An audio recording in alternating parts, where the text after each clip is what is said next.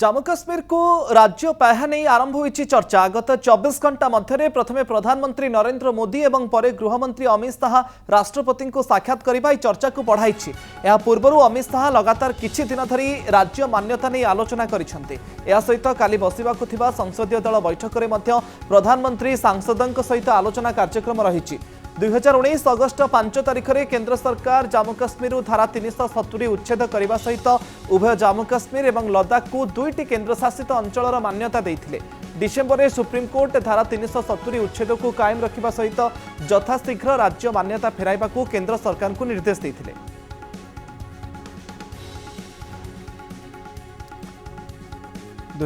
August 5 तारिख में केंद्र सरकार जम्मू काश्मीर धारा 370 उच्छेद करने सहित उभय जम्मू काश्मीर और लद्दाख को दुईटी केन्द्रशासित अंचल मान्यता देते।